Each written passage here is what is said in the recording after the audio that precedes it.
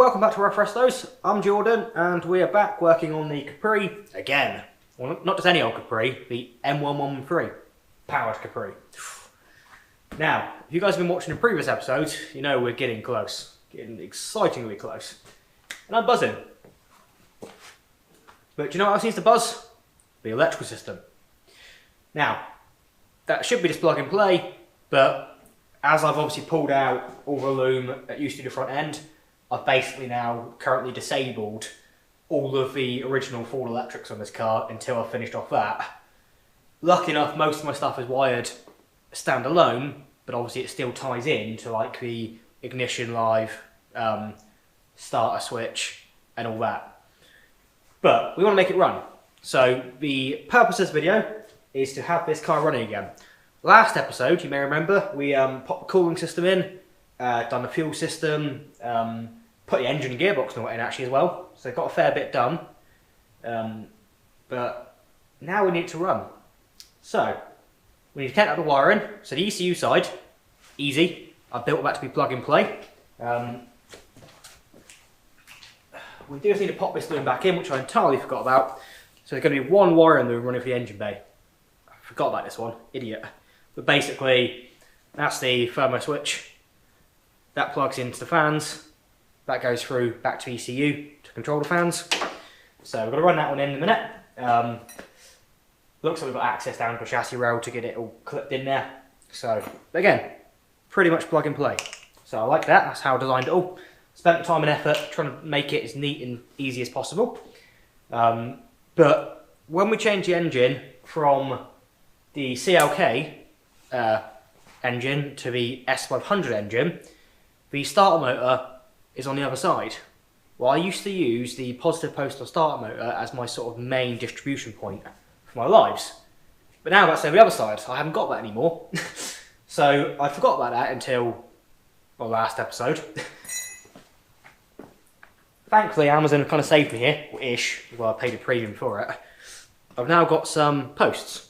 So I'm going to put one of these in the bulkhead through back to ECU, so that the alternator, starter, and probably the headlight feed in the end will come off this in the bay, and then the other side of the bulkhead will be where the main power cables come into it.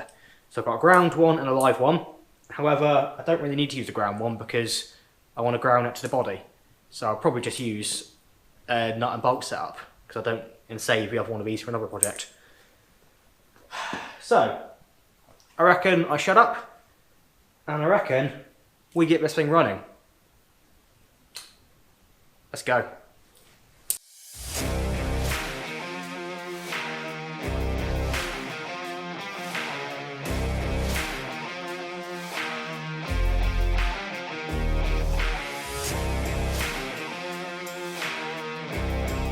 So right here we've got this is our starter and our alternator cable.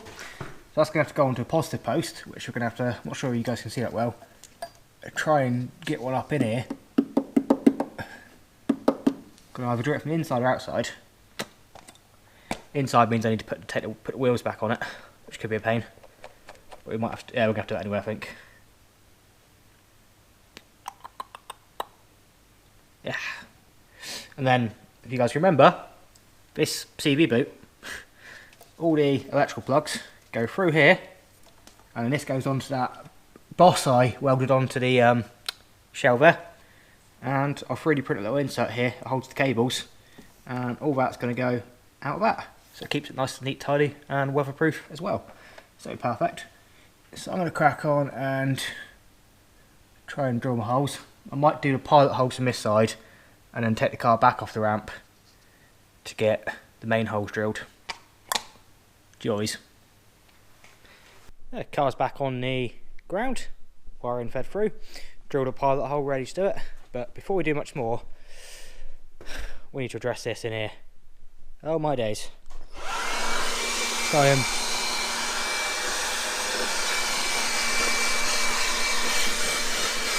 Go and find the car a minute.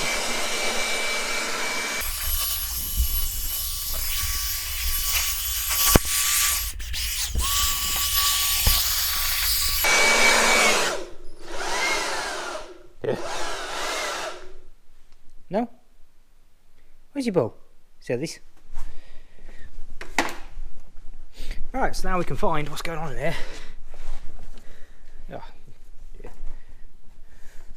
I've got a lot of sand to hoover out this car. Whoops. So, oh wow, this keeps coming.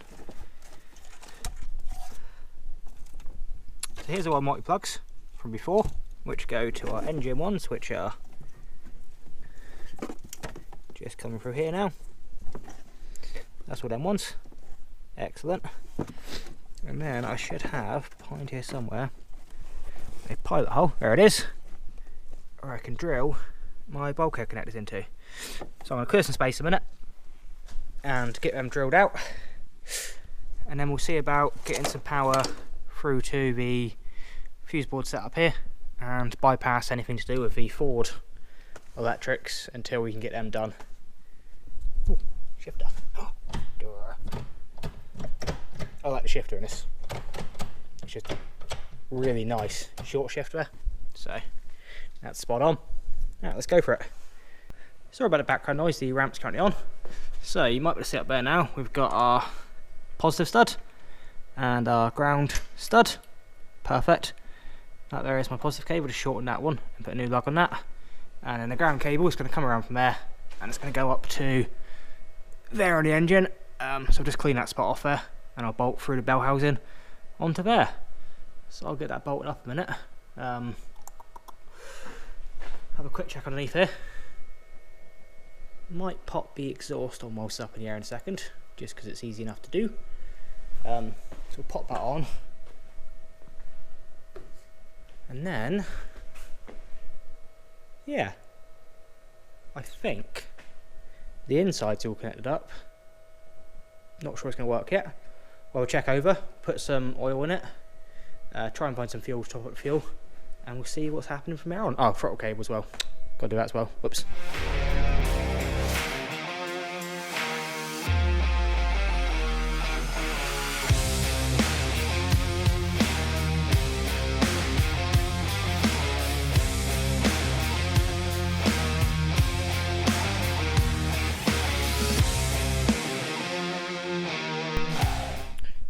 So we've got oil in the engine, we've got coolant in the end, well, water going in.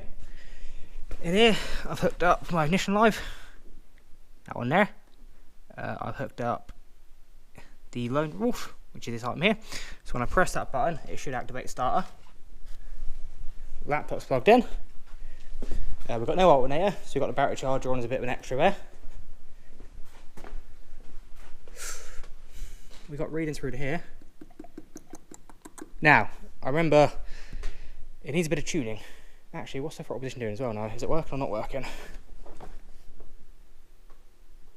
Damn it, we've still got a dead spot. Still got the first few degrees. Doesn't register. Okay, so it still needs a bit of work on that. Not ideal, but is what it is. Now, the last time it was a bit of the tune's not quite right, so it needs a bit of help. It struggled to start, basically. So I'm not expecting it to start very well at all. Needs a good old tune. I had air leaks and all sorts last time, so we will have to see, I guess. Just check for fuel leaks. We appear to have no fuel leaks, which is good. We had a coolant leak, which I say we might still have a few drips there, I'm not sure. Then I tighten the clamp up. Water's in there, oil's in there. Oh, nervous now. We've got power, we've got fuel. Is it going to fire up? Who knows? Fire extinguisher at hand. It's cranking a bit slow, so I bought the Golf in to put on the battery, give it a bit more of a chance.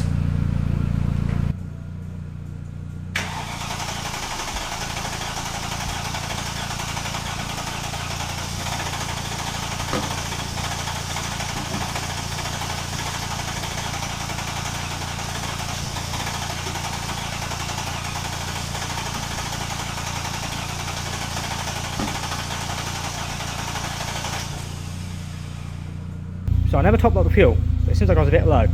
So just tried to alter a few things, might spill a bit, whoops. So let's just give it another go.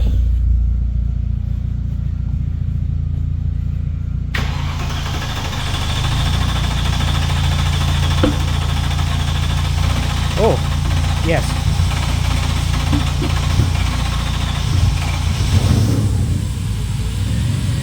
Oh.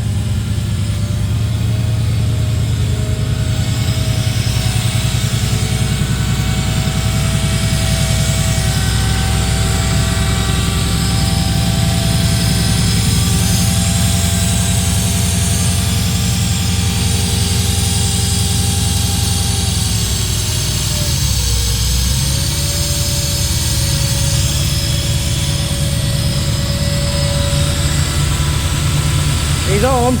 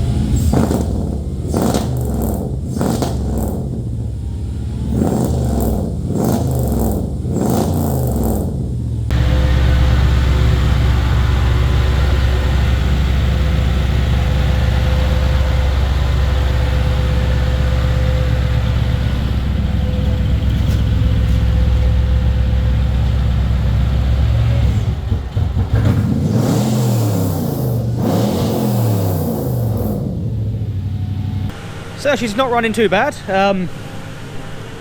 with the Golf alternator sort of powering up at the minute. So she's got this idle issue. Need to find this idle issue, or the air issue with this.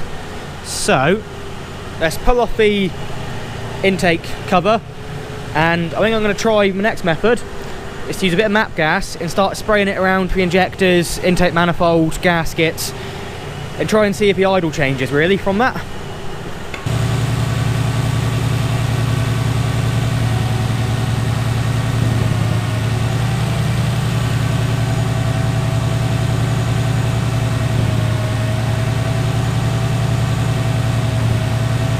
Well, I'm not sure if you saw my slight little jump of glee then.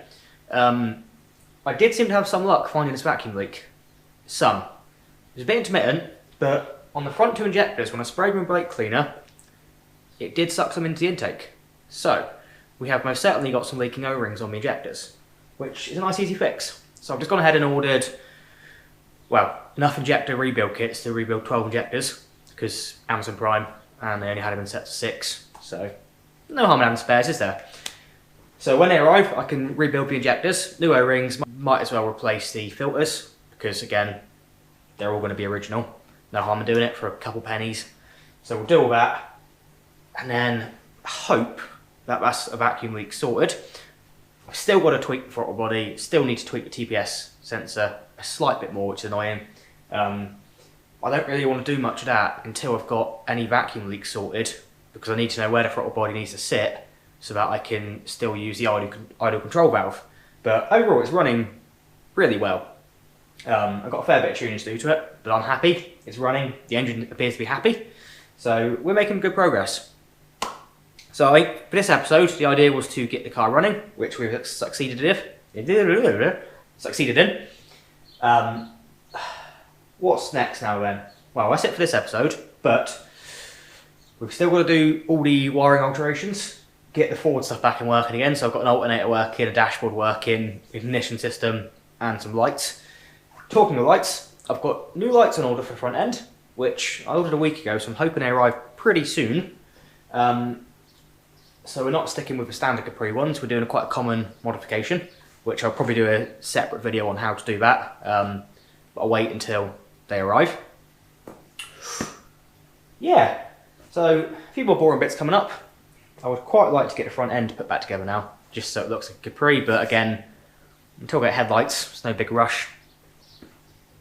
Oh, and that rear panel, we'll ignore that part for now. That's another issue. So, I'm going to shut up. You guys will see me in the next episode, putting the wiring in, hopefully the interior back together, and getting this thing sort of ready for a road drive, because we're getting closer and closer to MOT now, which I'm buzzing about. But thank you for watching. Obviously, if you haven't seen the previous episodes, there's a previous like 23 or something episodes on this build where I've kind of gone through in enough detail, hopefully, to show you exactly how I've gone about doing the world's first ever running driving M113 powered Ford Capri. Completely out of DIY style. So yeah, take a look back at that. There's all the other content on the 2012 Turbo Golfs, the Range Rover Classics, the Turbo Technics, the L322s, just all sorts really. So I appreciate you watching. Please like the video if you like it. If you don't like it, then, well, don't dislike it please. Don't do me any favours. Feel free to share it, drop me a comment, tell me what you think, and with any luck, I'll see you guys again next time. I've been Jordan. Cheers.